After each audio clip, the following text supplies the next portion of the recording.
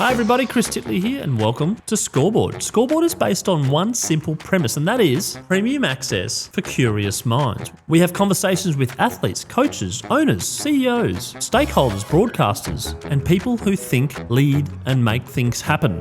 No buzzwords, no jargon, just clear thinking, lived experience, and lessons that you can use to be a better you.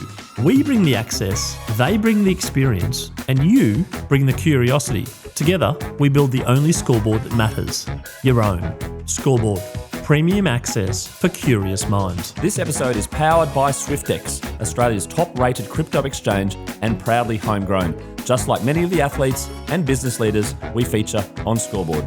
Now let's get to today's episode. Hi, it's Chris Titley here, and on today's episode of Scoreboard, the podcast, I'm joined by Alex Saundry, founder and managing director of More Than Management. Alex, thank you so much for being part of this series. Thanks for having me on, Chris. Good to chat. Alex, we're here on Tuesday, the 22nd of July, 9 in the morning. How's your Tuesday? How's your week been so far? Yeah, very good, thank you. Just came back from a great weekend of relaxation from Dalesford with my partner. So ready to gear up and go for a big AFLW season ahead, which is nice. Excellent. Now, More Than Management. Let's get the 30-second elevator pitch, the spiel for listeners out there. Yeah, the business was created in the beginning to be more than just a manager, and in that sense, I was really fortunate to have 5 years of great experience across the men's game. And after being a female athlete myself, I wanted to create a space and an environment where female athletes felt valued, felt they had a space to thrive, but felt they had a space that they were the most important thing in those four walls. So More Than Management was born just over 7.5 years ago now, and taking leaps and bounds into different sports and different areas of business. Your love of footy, where did that come from? My dad, and I think, I have an older sister and a younger brother. My younger brother never played football.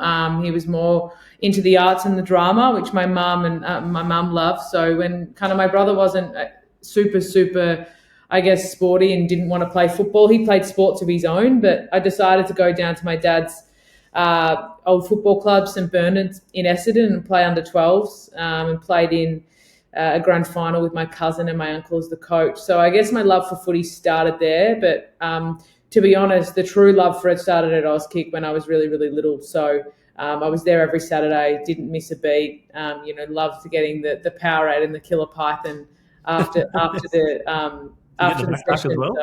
I love my football, but I'm a bit of a just love sport and community in general.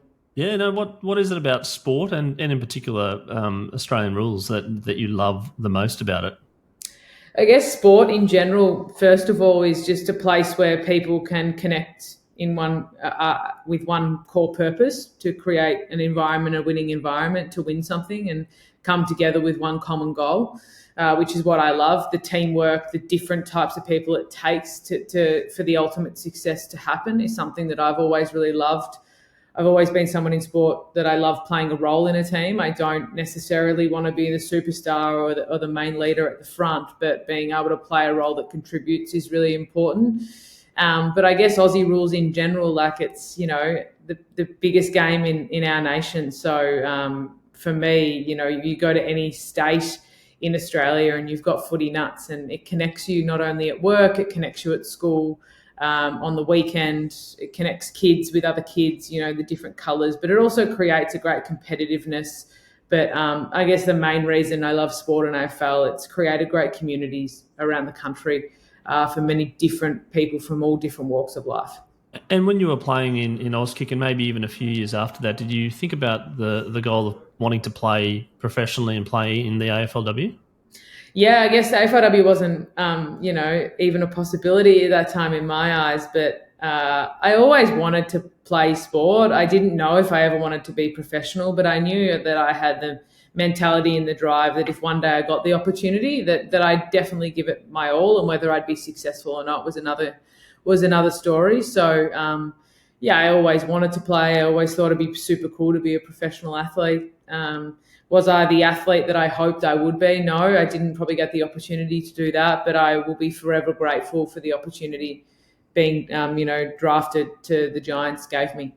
Yeah, and then those games that you played there, remember pretty clearly, and I suppose you mentioned it didn't end the way that you would like. Do you want to talk about that time in your life and how you're feeling in regards to maybe what next?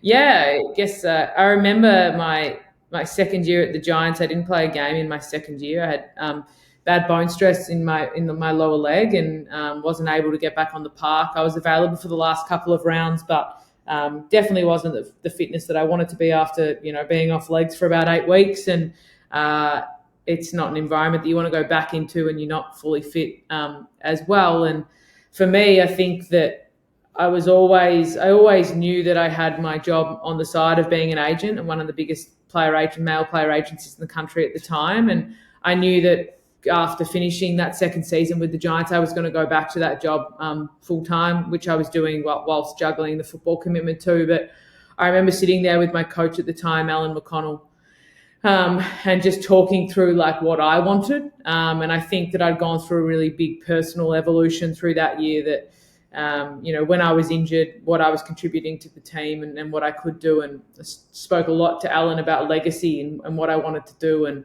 I remember Al took me out of the room and we went off for a walk around the Giants facility. And then Dave Matthews, the CEO at the time, joined us as well. And on the spot, they were like, "We want you to work for us here. We want you to come up and work for us." And at the time, it wasn't the right thing for me to do, to, I guess, move my life full-time up there and leave the management space. But what that gave me was a reassurance that I was, I could contribute really well off the field as well. So it gave me the reassurance to go back to Melbourne and, resign from my job at that agency at the time and start More Than Management, knowing that if More Than Management wasn't meant to be, that I would be able to contribute at a club level significantly with people that really believed in me, in Dave Matthews and James Avery, who's now down in Tasmania, and Alan McConnell, who's my coach at the time. So forever grateful that they provided that reassurance that I probably needed at a point in my career where I didn't know whether I was going to try to continue to play. I would have had to go back through the draft to get to play, if I wanted to be really, listed again at the Giants. You talked about 7.5 years ago, the business. Do you remember the first little iteration of it, maybe registering the domain name or registering the business name? Does it come back to you pretty clearly? Yeah, it does. I remember sitting in an office with Elise O'Day, who was actually a client at the time, and Elise is retired now, but Elise is also an accountant, and her boss, who she's now a partner of the accounting firm Nagel Accounting, Tony Nagel. I remember sitting in their offices and chatting through, I guess, what More Than Management would be, how it would look, all of that. And for me, it was great to, register the name and kickstart it. And I pretty much, from when I registered the name and knew what I wanted to call it, I was into logos, websites, and starting to build what the identity would look like as well. And 7.5 years down the track, I've done a little bit of research around your goal setting and the time frame, etc. Has it come to fruition in terms of it where you thought you might have been 7.5 years in?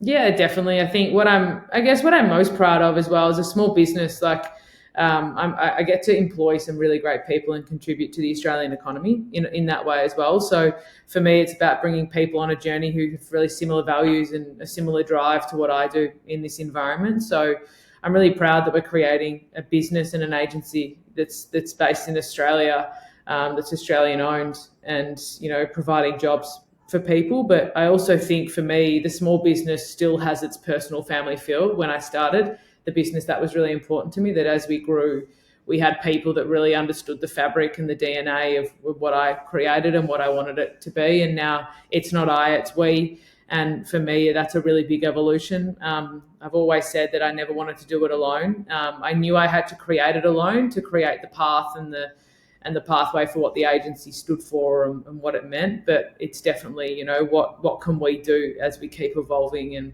it's definitely evolved bigger than what I thought, at the time. But I always knew when I started the business that I wanted to do multiple sports. I never just wanted to do AFL. And I think the reason for that is it provides so much more perspective as an agent. The world of AFL is a bubble, and you can get very consumed and in that bubble, and you cannot think strategically. You cannot think differently about how to solve problems in a really good way. So I feel really fortunate to, be accredited across multiple codes, but, be able to travel to Europe and the UK and sit down with clubs like Manchester City, Arsenal, West Ham and the like. So and have business partners overseas now that provide a different level of intellect and different level of understanding how to do things differently as well, and negotiation tactics and whatnot. So I'm really fortunate for that too. The name itself is very powerful, more than management. Do you want to explain why the name firstly, and then what that represents? Yeah, I think notoriously agents have a pretty bad rap in the market of just kind of taking commission off clients and not doing very much. So I guess through my experience, I've only ever been at one other agency, was that, there was businesses across the country and across the world that I'd researched and met with different agents in America and the UK and in Australia, that they were all doing some really great stuff as human beings, not only just negotiations. But I think that what was missing was the care of the client throughout the whole entire process. There's a really big care of the client when you're trying to sign them and then at contract time. But in between those different, moments in that person's career, there wasn't too much connectivity and understanding of what that person might need, want, and require. So for me, it was about understanding the evolution of the whole life cycle of the client. And when you start a business yourself, your heart and soul's absolutely into it. So for me, some of the clients that are my OGs are like family now.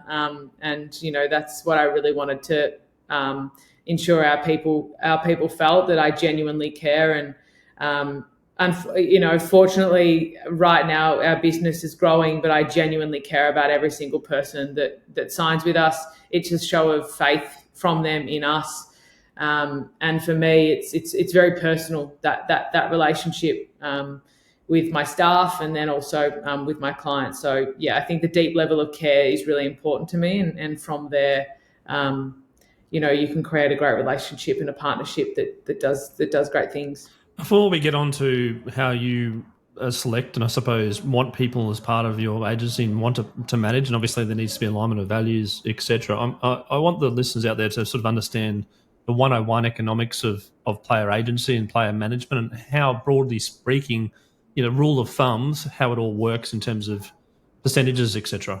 Yeah, definitely. So I think like how the world works, it works every sport's really different. So structures from a financial sense are all really different. So I won't delve into that too deeply, but what I will, from a process point of view, point out, every sport has a different way of scouting and identifying talent. In the AFL, we can't sign talent technically till their 17th year from an age perspective, 1 year before they're drafted, but we can approach them when they're 16. But so then for a whole year, you're kind of chatting and talking through before you can officially sign them. At soccer, you can sign them at 12 if you want to, which I don't agree with. In cricket, you can sign them at 12 if you want to, which I don't agree with. And then in, netball, it's the same. So from the AFL have put really great child safeguarding practices in place to protect children and their family. That, I'm a big advocate for kids enjoying sport. I love sport. I look at my nieces and nephews and hope they can just enjoy sport until, it does become serious if they want it to be. So I'm a big advocate for that. But at the same time, process-wise, as an agent, you have to scout the talent. So they have to have a level of talent when you ID them that you think they're going to be able to do what it takes to make it at the elite level. So we'll just talk about AFLW for the sake of the conversation. So you scout them when they're about 15, 16. You approach them via a portal and a letter by 16. They will engage with you, or you can engage with them 3 days after you make that approach if they've got their preferences and options open. And then from there, you go through a process of pitching and getting to know them and understanding what they may need, want, and require. And then if they sign with you, you take them through their journey and hope that they're lifetime clients of yours. And in terms of the overall remuneration of the player, it comes in many forms, I would imagine, from wages from the association or the team that employs you, and then there's sponsorship, and then there's brand partnerships, and then there's equity in businesses, etc. Do you want to talk about that mix as a player and how that help for your business as well, how that plays in? Yeah, definitely. I think, gone are the days where they're just really direct payment deals and the athlete chops in and out and clips the ticket and goes. I think that, as you said, there's so many different ways. There's, the playing contract that the player can get paid. Then there's a marketing agreement with the club. The player could be employed at the club in the community department or recruiting department.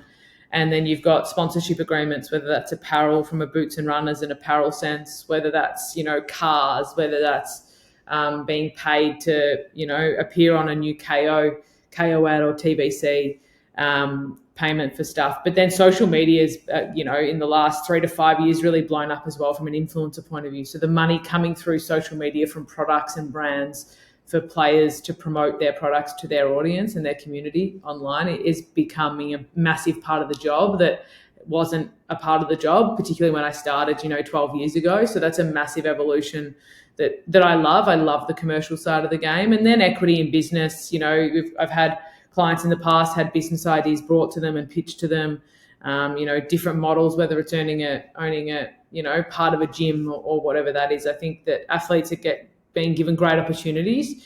My biggest piece of advice is you get great lawyers to help you, take you through those opportunities and understand if they work with your accountant as well in your structure. And then as an agent, we're there to, I guess, help advise whether does it align with your values? Does it align with where you want to go to? Do you really want to own a gym? What does that look like for you in your day-to-day, etc.? So, lots of different moving parts always, but all fun and games too. From a business point of view, how important is it to also support an athlete through, as you mentioned, might be some sweat, might be a car, might be footy boots, might be the Pilates sessions, might be gym sessions, etc. Those things are expensive. The cost of living is going up. Like, how important is that as well in terms of not just get the hugest deal ever, but also the ones that can power you to become a better athlete? Totally. Yeah, I think it's really important. Like we look at like the impact that deal would have. Like some, of our clients get DMs of free sunglasses or free bathers, and you go, that's probably not going to help you, but if you really want to, no problem. But the Pilates and the gyms and the proteins, and that's helping them invest in their body to create, I guess, a greater return on the other side for them as an athlete.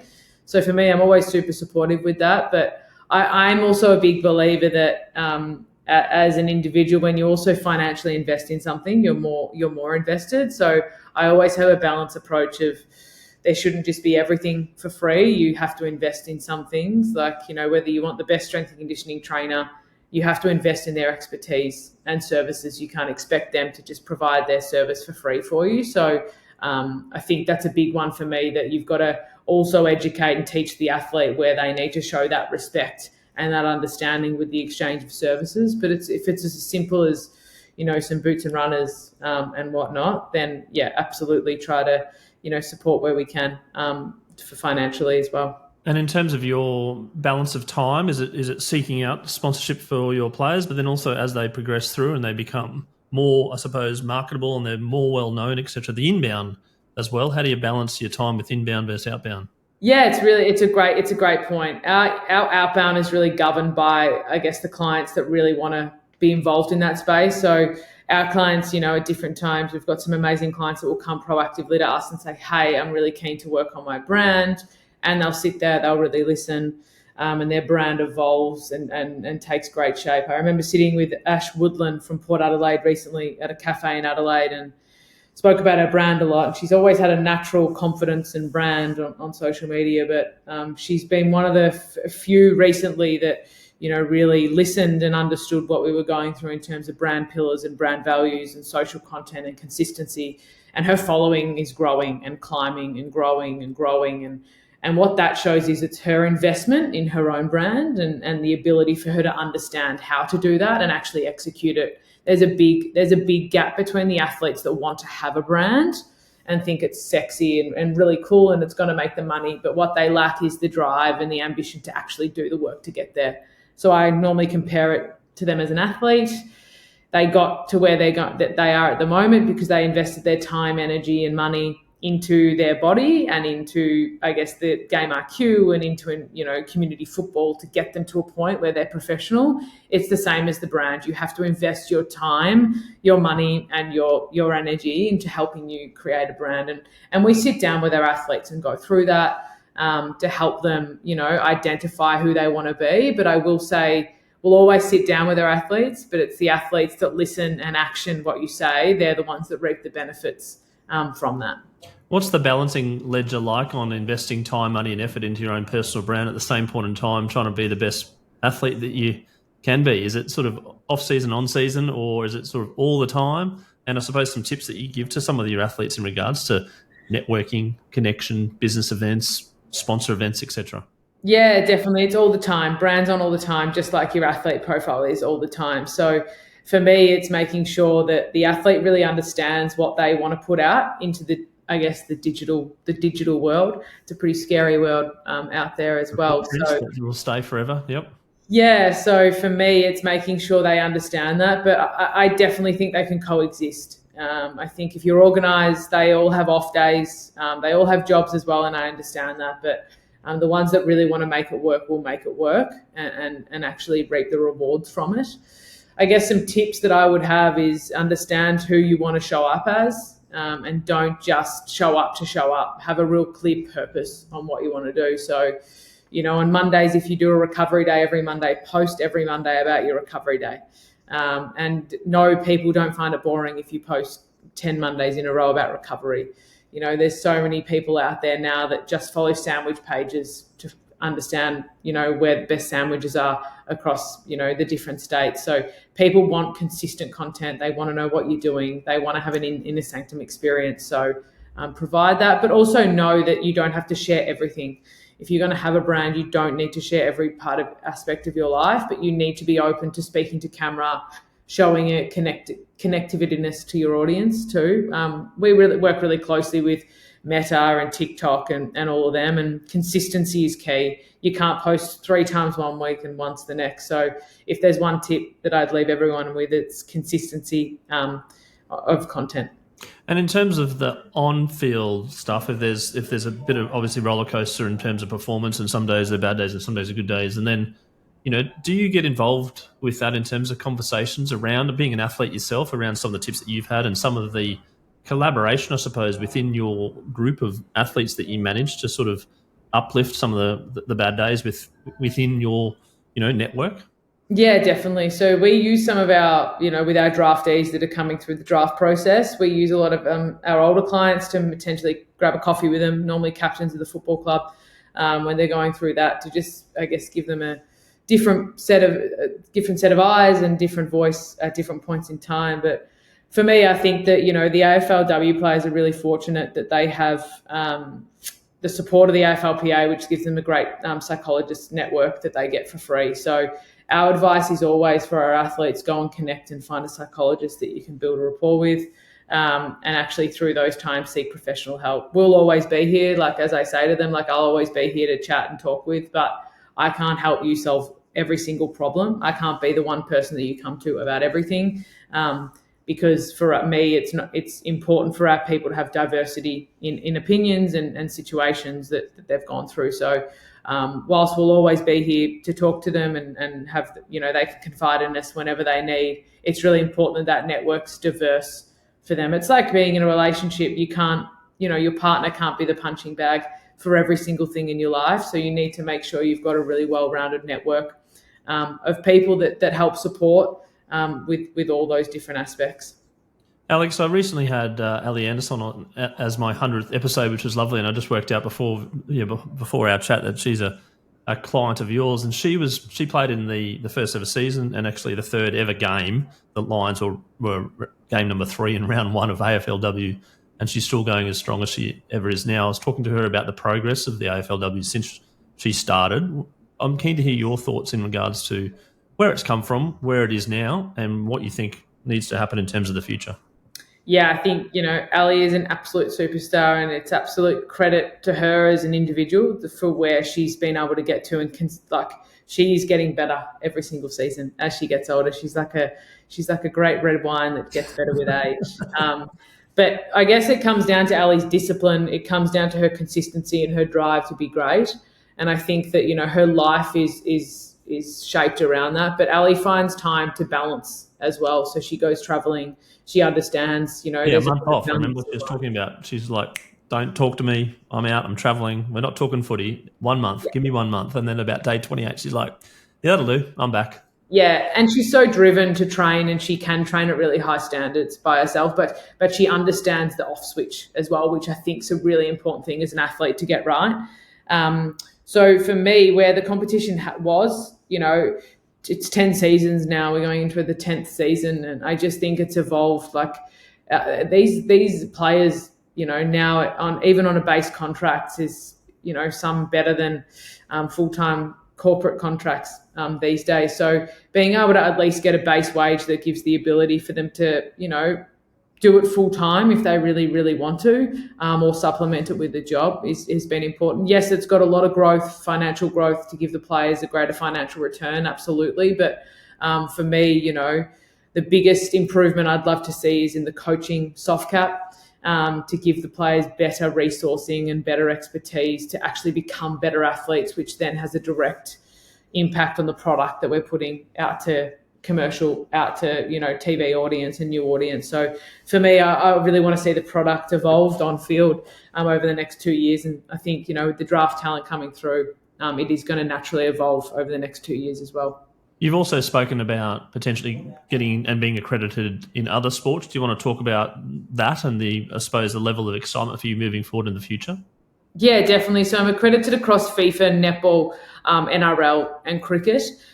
So for me, we're in a transfer window at the moment for our soccer clients. We recently transferred one of our players from the Netherlands to Sweden. Last year, we transferred 2 players from Australia, 1 to Germany and 1 to the Netherlands. And 2 to Canada as well. So for me, I'm really passionate about the space. It's a great space. It's a fast moving space. But being able to talk to some of the biggest, best sporting clubs in the world is a very, very, interesting but fulfilling thing for me to help my clients get to that spot. And I think that with football in Australia, the A-League is one thing, the Matildas is another thing, but playing overseas is another thing. So helping them move through those stages is great. And then NRLW is something we've moved into probably in the last year.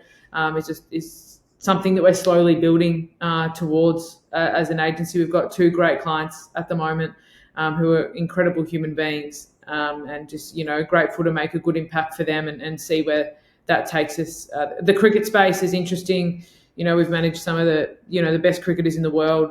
I was recently over in New Zealand with Amelia Kerr, who's one of the best cricketers in the world. And, her evolution as a player, she's, 24 years old, and she, plays for the Mumbai Indians. She plays in the 100. She plays here in Sydney, Australia, and for New Zealand. So her life is revolved around a travelling calendar of cricket. So I guess working with all different athletes on different time zones and whatnot, I love the challenge of, and it drives me every day. But our netballers are underpaid, and I genuinely feel really under-respected in the commercial space, but also in clubland too.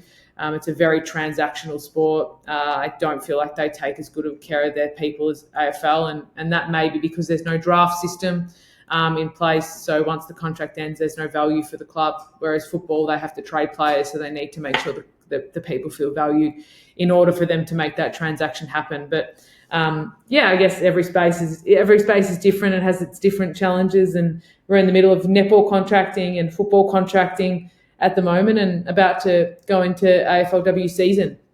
How do you think about a player and how they would fit into a different team, and do you keep an eye on the different teams, obviously gaps in positions and club culture and leaders, etc., and coaches?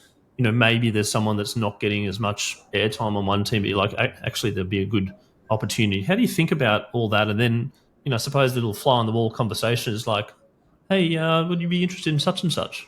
Yeah, I think, we meet with clubs regularly throughout the year. We have a really clear process in place, what our year looks like, and when we meet with clubs and how often we do that. And it's really governed by who we've got out of contract and then what the club's also looking for. So we'll always make sure that when our client's out of contract, we're really clear of what they need as a human being, but also as an athlete. They're 2 really important key things that is really important in that process of finding them either a new home or helping them, stay with where they want to. So in AFLW, that's probably the approach. In football, I'll speak about soccer. It's a different approach. If a player wants to leave the Australian League here and there's a club in Sweden that's really keen on them, and the club's got a good reputation, that player needs to essentially be able to accept that deal. We negotiate that deal on the best terms, but they need to take that step in order to get to the next step. So whilst it may not be the perfect step, it's important that our players from Australia, when they're ready, and they have to be ready, they take that next step overseas. And then if they're playing or not playing, figure out different solutions on the fly when they're over there. There you go. And then when it comes to brands, you mentioned values a couple of times, and obviously you'll have offers from different brands, and these brands have different practices and a different culture, etc. How do you try and align it with your values, the athlete's values, and I suppose all together going, this is a good deal, as opposed to something or a brand that goes, actually, we don't agree with their practices? Yeah, absolutely. I think that at the end of the day, we have an obligation as agents when we're brought something for a client, we'll always take it to the client. I always talk about the opportunity and the risk, and we always look at the different areas of that. I look at a client of ours, Katie Brennan, who's been an absolute OG client of mine, great friend to this day. She will not do anything, no matter the amount of money, if it does not align with her values and who she is and where she wants to go. So she's really clear in that, and she really understands that, and that has evolved over time. But I think it's knowing your client, taking it to them and going, hey, we've been approached by such and such brand. I don't personally think it really fits with you, but you need to make that call. And the reason I think it does not fit with you is because of this. But if you really want to do it, this is the opportunity and this is what you would get out of it. Do you think brands need to engage more with sporting players per se? Yeah, definitely. I definitely think they do. I think the brands are taking the cheap way at the moment. They're going directly to the players on Instagram because the players are more accessible than ever these days, which I actually don't think brands get the best deal possible out of those players. We have a lot of brands come to us with players that are clearly not the right fit for their brand. And whilst we'll always actively, pump the client up they've brought to us, it is also an obligation of ours to make sure that when a brand engages with us, that we can get their trust in order to do another deal for another client. So it's also making sure that we brief them really clearly on what they'll get from that client. And then if we don't think it's a great fit, we'll also give them some other suggestions too. And if we don't have anyone, I will always say I don't have anyone that fits. I know a lot of other agencies put clients forward that they don't manage and try to take part of commission, but I'll never do that. It's not part of who I am. And, I know as agents, we work really hard to keep our talent happy. I don't need to go and help others' talent do that. Yeah. And what about the conflicts, I suppose, from a league and a team and an individual point of view? Does that come quite often in regards to a brand approaching a player that is in conflict with the team's sponsor, which is in conflict with the league sponsor or something like that?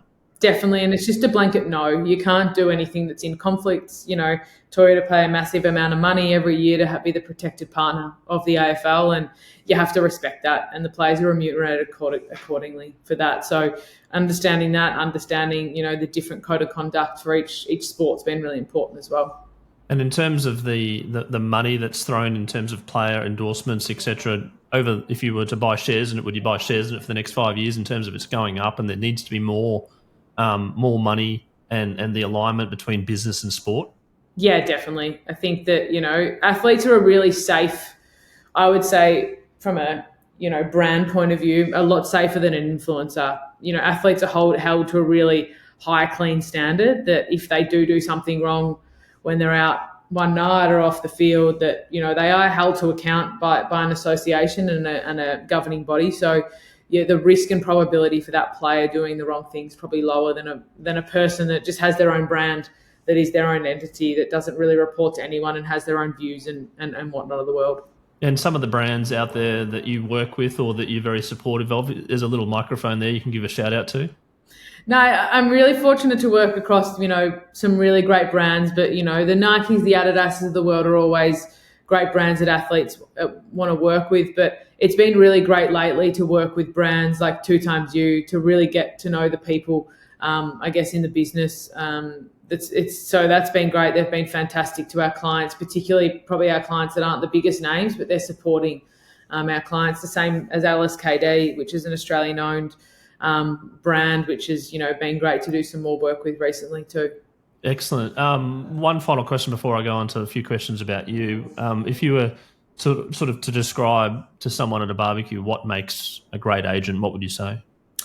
A great agent needs to have a level of empathy, in my eyes, an understanding of where the client wants to go or where they're coming from, but a great desire to I guess achieve what the client wants to for them. So if the client wants to leave and wants to get out, you need to be able to do that deal, or you need to be able to speak to the client in a way that gives them reassurance that may not be the right thing for them. So that rapport and relationship is really important, and the understanding of the client, but being able to do deals and execute deals is why they employ you.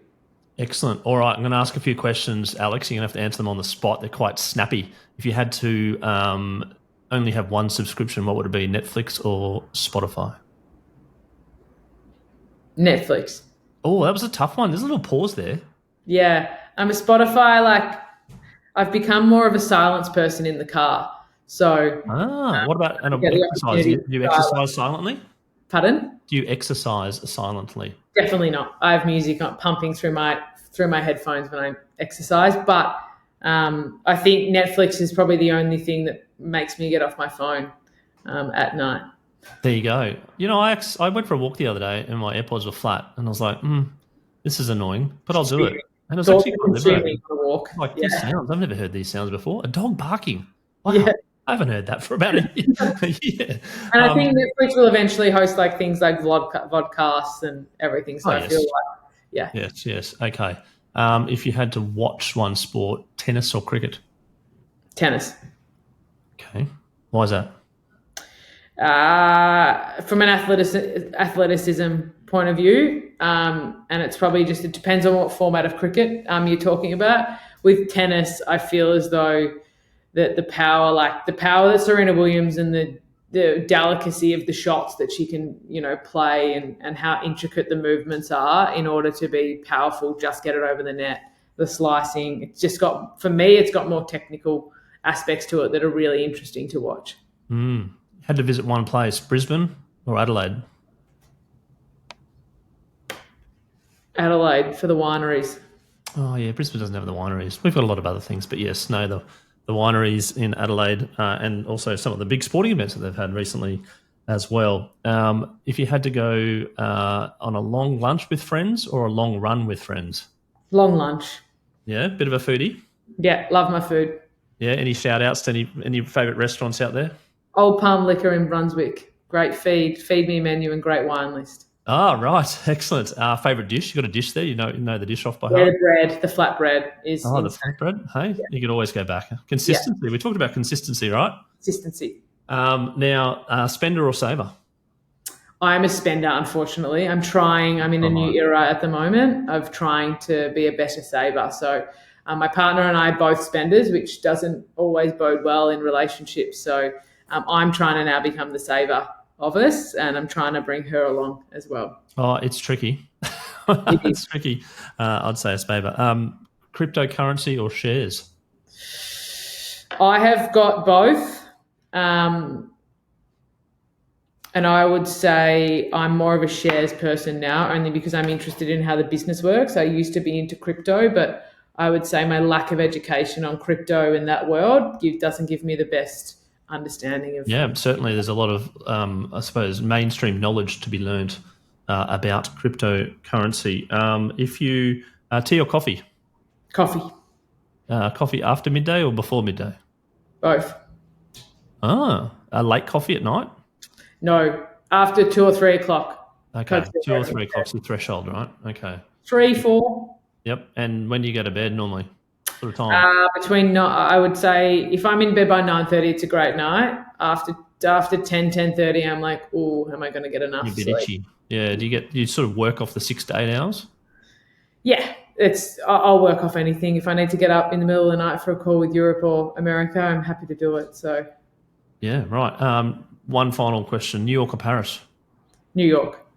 Going for Christmas. So many New Yorks recently. Hey, I was hoping for Paris. Not that I'm mad at either or, but New York is dirty and unsafe. I think I need to go back for a new experience. Yeah. Oh, there you go. Now, right. So we've been talking sport, been talking business. At a personal level, your favourite all-time sporting moment? Favourite all-time sporting moment would have to be the Matildas on home soil. So good. And it was in Brisbane, that particular game, or the whole tournament, of course, but that particular game. Yeah. Against France. Yeah, it was just unbelievable. And what a series, and let's hope that continues as well in terms of their performance. Your scoreboard moment, which is a moment in your life which is pretty easy to remember. It's kind of like, I remember that. And then from that moment, life changed. I think that being taken by the Giants before the draft as a free agent is something that I think changed my trajectory and understanding. Without the AFLW, I don't think more than management would exist. So I remember I took the call at the old agency in the office and went out the back and was told that they're going to take me the day after the draft. So that was pretty cool and pretty special. I didn't really know how to feel at that time, but it was pretty cool. Yeah, what a moment that is. And you're right, from a sliding doors moment point of view, you don't know where you would be if that didn't happen, right? So that's a really good scoreboard moment. So thank you for sharing that. Now, Scoreboard has picked up a sponsor. We've been talking sponsors and brands, and that is Swyftx. Crypto can take you anywhere. And we were talking about cryptocurrency before, about education. And I'm sure if you jump onto swyftx.com, you can learn more about cryptocurrency. They've got over 1.1 million users in Australia and New Zealand. But as part of their sponsorship, we're doing a new segment, and that's the bucket list. And the bucket list is your ultimate sporting event that you haven't attended yet that you would love to attend. Alex, I'm keen to understand what your bucket list sporting event is.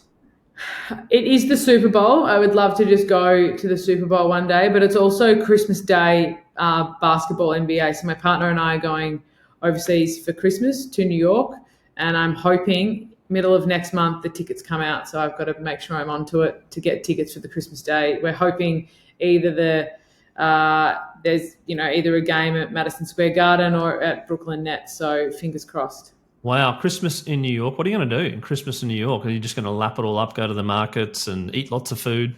Yeah, and, ice skate in Central Park and all things we can't do in Australia. So I think, I'm really excited. It'll be a great trip, but a great time to take off because everyone else is on holiday. So I'm keen for it. It's interesting you mentioned that about the Christmas Day thing. It's become quite a big thing, the sport on the holidays. Like obviously Thanksgiving in the NFL has been huge for so long, Christmas Day, and we've got the sort of the Boxing Day. But do you reckon that could be a thing in Australia soon where there is a thing on Christmas Day? I mean, we've got the Monday AFL, the Anzac Day, things like that as well. But it's a bit of a thing, right? Yeah, I don't know if it'll work in Australia. The only reason is like in America, Christmas, they take the main days off, but outside of that, they're all at work. They go back to work pretty quickly because it's not summer for them. Whereas I think in Australia that Christmas Eve day, a lot of people clock off work and it's like the first day of a really long break. So I'm just not sure it'd work as well, but I'm all for different opportunities on having sport on. That's for sure.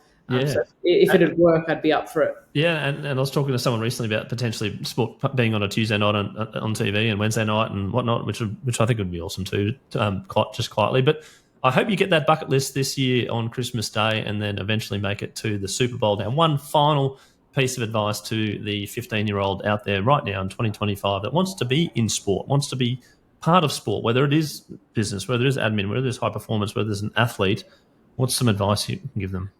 Get involved in community sport. Put your hand up for anything. When I was coming through, I volunteered a lot. First year out of school, I went over to Africa and volunteered in the slums with kids, teaching English and playing sport with them.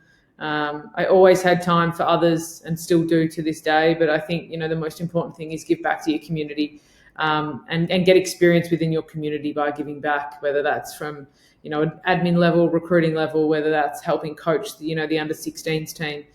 Whatever it is, try and give back because it'll build not only a great network for you, it'll give you great experience as well. And specialisation as well. Like at this stage, you mentioned 12 kids are getting contracted and whatnot, and it's just one sport. So play all sports. Play as many sports as you can for as long as you can and just have fun. I still say that. I remember speaking to a person that we were pitching to the other day.